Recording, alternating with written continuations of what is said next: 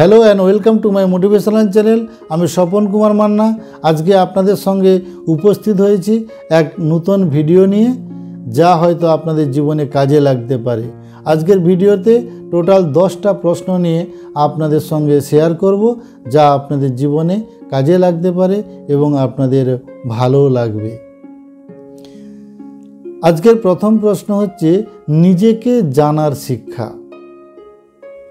आमरा এই দেহ নই, আমরা হচ্ছি আত্মা এবং ভগবানের নিত্য অবিচ্ছেদ্য অংশ। মুন্ডক উপনিষদে বলা হয়েছে জীবের স্বরূপ হচ্ছে আত্মা।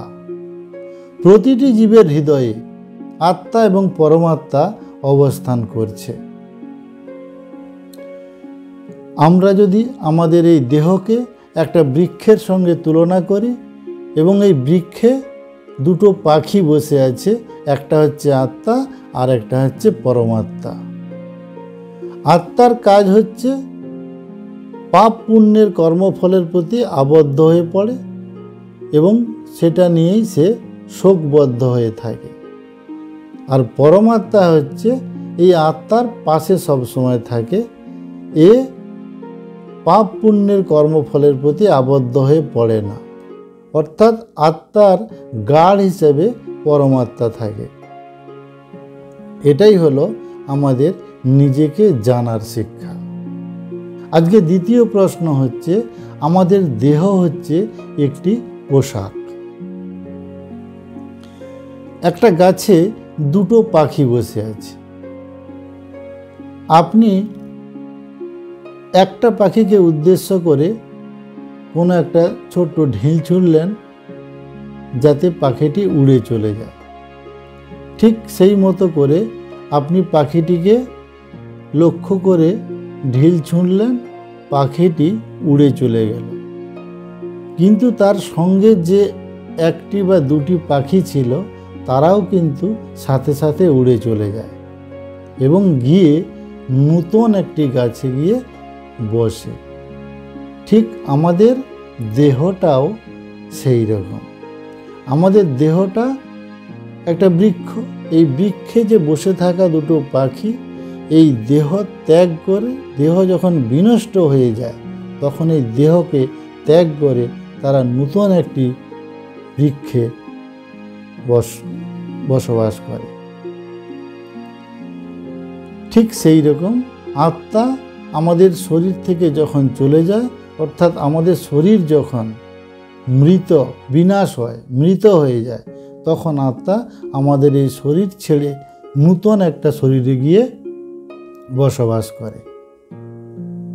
সেই জন্য আমাদের এই দেহটাকে একটি পোশাকের সঙ্গে তুলনা করেছে। আমাদের যখন কোনো পোশাক পুরানো হয়ে যায় তখন আমরা সেই পোশাকটাকে ফেলে দিই এবং বাজার থেকে নতুন একটি পোশাক কিনে এনে আমরা সেই পোশাকটা পরিধান করি। আত্মাও ঠিক সেই রকম একটা দেহ পরিত্যাগ করে আবার একটা নতুন দেহে গিয়ে অবস্থান করে। তাই বলা হচ্ছে আমাদের এই দেহ একটি পোশাকের মতো। এই হলো 2 নম্বর প্রশ্ন। আজকে 3 নম্বর প্রশ্ন হচ্ছে আমাদের এই জড় দেহের কোনো অস্তিত্ব নেই। বলছে আত্মার পরিপ্রেক্ষিতে যদি আমরা বিচার করি তাহলে দেখতে পাবো যে আমাদের এই জড় দেহের কোনো অস্তিত্ব নেই। এই জড় দেহটাকে একটি স্বপ্নের সঙ্গে তুলনা করা যেতে পারে। স্বপ্নে কি হয়? স্বপ্নে আমরা দেখি কখনো আমরা আকাশে উড়ে বেড়াচ্ছি, কখনো আকাশে ভাসছি, বা কখনো রাজা হয়ে সিংহাসনে বসে আছি। কিন্তু যখন আমাদের ঘুম ভেঙে যায় তখন আমরা বুঝতে পারি যে আমরা আকাশে উড়িনি বা আকাশে ভেসে বেড়াইনি বা আমরা রাজা হয়ে সিংহাসনেও বসেনি। আমাদের এই দেহটাও ঠিক সেই রকম। 4 নম্বর প্রশ্ন কি আছে না আমাদের এই দেহের 6টা পরিবর্তন হয়। আত্মার কিন্তু কোনো পরিবর্তন হয় না, কিন্তু দেহের আমাদের 6টা পরিবর্তন হয়। কি কি না, জন্ম, বৃদ্ধি, স্থিতি, বংশবৃদ্ধি, ক্ষয় এবং বিনাশ। এই 6টা পরিবর্তন আমাদের এই দেহের মধ্যে দেখা যায়, কিন্তু আত্মার মধ্যে কোনো পরিবর্তন দেখা যায় না। আজকের 5 নম্বর প্রশ্ন হচ্ছে, আত্মার আয়তন কত? না, আত্মার আয়তনকে যদি আমরা গাণিতিক হিসাবে বিশ্লেষণ করি তাহলে দেখতে পাব যে কেসের অগ্রভাগে শতভাগে ভাগ করে যে ভাগফল পাওয়া যায়, সেই ভাগফলকে আবার যদি শতভাগে ভাগ করা হয়, যে আয়তন, যে অংশ পাওয়া যায়, সেটাই হচ্ছে আত্মার আয়তন। এটা শ্বেতাশ্বর উপনিষদে বলা হয়েছে। অর্থাৎ একটা চুলের অগ্রভাগে 10,000 ভাগে ভাগ করলে যে ভাগফল পাওয়া যায়, সেটাই হচ্ছে আত্মার আয়তন। খুবই সূক্ষ্ম, যেটা ইলেকট্রনিক অণুবীক্ষণ যন্ত্রেও পর্যন্ত ধরা পড়ে না। এটাই হচ্ছে আত্মার আয়তন। পরের প্রশ্নে যাব, 6 নম্বর প্রশ্ন, আত্মার বৈশিষ্ট্য কি? না, এই আত্মা কখনো জন্ম এবং মৃত্যু, বৃদ্ধি হয় না। আত্মা সবসময় চিরনবীন, চিরশাশ্বত। এই আত্মাকে আমরা অস্ত্র দিয়ে ছেদন করতে পারি না, এই আত্মাকে আগুনে পোড়ানো যায় না, এই আত্মাকে জলে ডোবানো যায় না, এবং এই আত্মা চিরনবীন। দেহ পুরানো হয়ে গেলেও আত্মা কিন্তু কখনো পুরানো হয় না।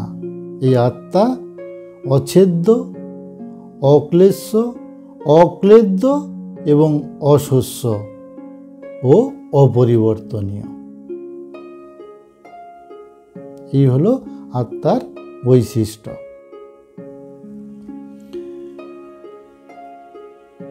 পরের প্রশ্নে যাব, 7 নম্বর প্রশ্ন, দেহ এবং আত্মার মধ্যে পার্থক্য কি? আমাদের এই দেহ এবং আত্মার মধ্যে পার্থক্য অনেকগুলো পাওয়া যায়। এক, আমাদের দেহ হচ্ছে অচেতন, কিন্তু আত্মা চেতন।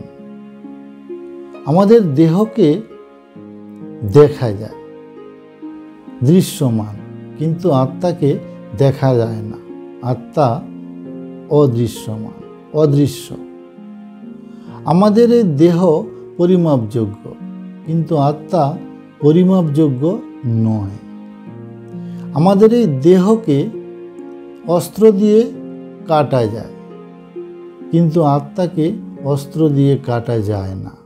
আমাদের দেহকে আগুনে পোড়ানো যায়, কিন্তু আত্মাকে আগুনে পোড়ানো যায় না।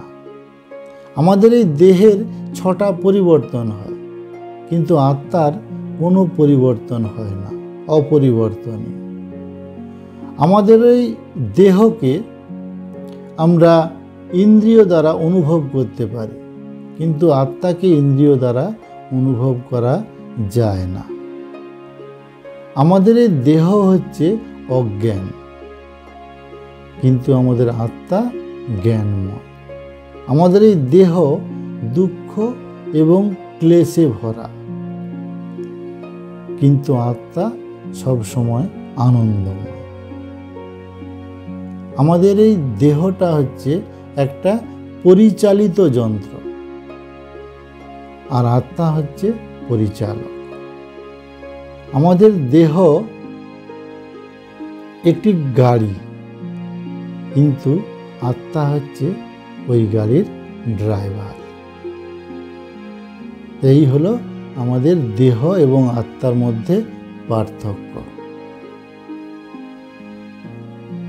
পরের প্রশ্ন, 8 নম্বর প্রশ্নে যাব, আত্মা এবং শরীরের মধ্যে সম্পর্ক কি? আত্মা এবং শরীরের মধ্যে সম্পর্ক বিশ্লেষণ করতে গেলে আমাদেরকে একটা উদাহরণের সাহায্যে বুঝতে হবে। এই যে মাটি, জল, কাদা, এগুলো প্রত্যেকের মধ্যে কিন্তু বায়ু আছে, এবং সেটা বায়ু থাকলেও এর মধ্যে কিন্তু মিশ্রিত হয়ে যায় না। ঠিক সেই রকম আমাদের এই দেহের মধ্যে, আমাদের হৃদয়ের মধ্যে আত্মা অবস্থান করে, কিন্তু আত্মা কখনোই দেহের সঙ্গে মিশ্রিত হয়ে যায় না। দেহের যখন বিনাশ ঘটে, দেহের যখন মৃত্যু ঘটে, তখন আত্মা এই দেহ পরিত্যাগ করে আবার নতুন দেহে চলে যায়, অর্থাৎ পৃথক হয়ে যায়। আত্মা ছাড়া দেহের কোনো অস্তিত্ব থাকে না। এই আত্মা যখন আমাদের দেহকে ছেড়ে চলে যায়, সেটা আমরা আমাদের জড়চক্ষু দ্বারা আমরা সেটা দর্শন করতে পারি না, এবং বৈজ্ঞানিকরাও এর ব্যাখ্যা বা বিশ্লেষণ আজও পর্যন্ত করতে পারেন। 9 নম্বর প্রশ্নে আসব, আত্মা এই দেহের প্রতিপালন করে। এই আত্মাটাকে একটা আলোর সঙ্গে আমরা যদি তুলনা করি, সেই আলো আমাদের শরীরের মধ্যে প্রভাবিত করে চেতনার দ্বারা। একটা উদাহরণ নিই, সূর্য গোটা ব্রহ্মাণ্ডকে আলোকিত করে, সেই সূর্যের আলোয় গোটা ব্রহ্মাণ্ড আলোকিত হয়। ঠিক সেই রকম আমাদের আত্মার আলোয় আমাদের পুরো শরীরে, গোটা শরীরে চেতনার সৃষ্টি করে। এই চেতনার দ্বারা আমাদের শরীরের সমস্ত কাজকর্ম তৈরি হয়। চেতনা না থাকলে, অর্থাৎ আত্মা না থাকলে এই শরীরের বিনাশ হয়ে যায়, এই শরীর মৃত বলে ঘোষণা করা হয় এবং শরীর পচন শুরু হয়। সেই জন্য বলা হয় যে আমাদের আত্মাই আমাদের শরীরকে প্রতিপালন করে। আত্মা ছাড়া আমাদের এই দেহের কোনো মূল্য নেই, কোনো গুরুত্ব নেই। আজকের লাস্ট প্রশ্ন, 10 নম্বর প্রশ্ন, আত্মার বিজ্ঞান। এই আত্মার বিজ্ঞান নিয়ে আলোচনা করতে গেলে আমাদের ভিডিও অনেক বড় হয়ে যাবে। আমি শুধু পয়েন্ট 4টা নিয়ে আপনাদের সঙ্গে আলোচনা করছি, টাচ করে যাচ্ছি। পরবর্তী ভিডিওতে এগুলোর ডিটেলস নিয়ে আলোচনা করব। আমরা সবাই খাঁচা দেখেছি, টিয়া পাখির খাঁচা থাকে এবং ভেতরে টিয়া পাখি থাকে। আমাদের দেহটাও ঠিক সেই রকমই।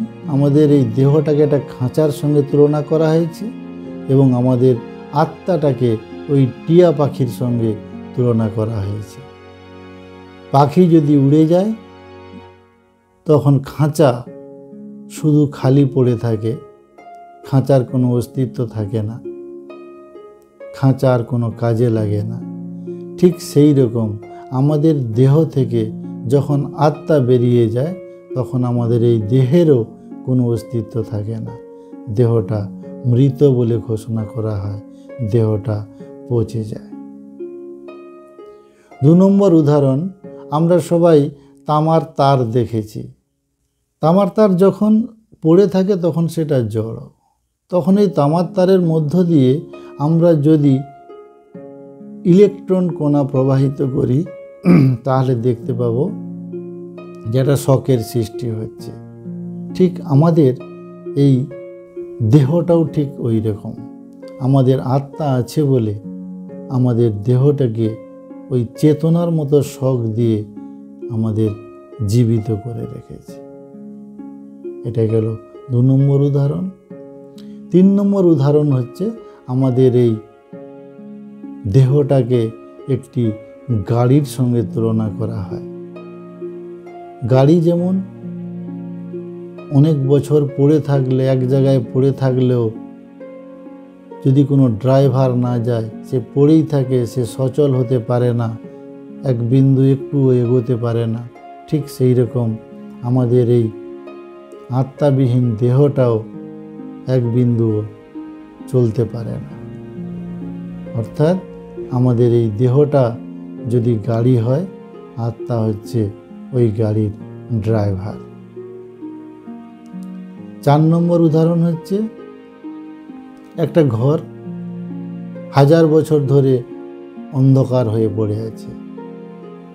আপনি হঠাৎ ওই ঘরের একটা কোণে একটা মোমবাতি জ্বালালেন, দেখবেন গোটা ঘরটাই আলোকিত হয়ে গেছে। সে মোমবাতিটা ঘরের মাঝখানে হোক বা এক কোণে হোক, ঘর আলোকিত করবে। ঠিক সেই রকম আমাদের আত্মাটাও আমাদের শরীরের হৃৎপিণ্ডের হৃদয়ে অবস্থান করে গোটা দেহটাকে আলোকিত করে রেখেছে। এই হলো আত্মার বিজ্ঞান। আজকের মতো এখানেই ভিডিওটি শেষ করছি। পরবর্তী ভিডিওতে আবার নতুন কোনো টপিকস নিয়ে আলোচনা করব। আর যারা আমার চ্যানেলটা দেখছেন, আমি আশা করব সকলে আমার চ্যানেলটাকে সাবস্ক্রাইব করে রাখবেন। এইরকম নতুন নতুন ভিডিও পেতে এই চ্যানেলে আসুন। আজকের মতো এখানে ভিডিওটা শেষ করছি। নমস্কার, সবাই ভালো থাকবেন।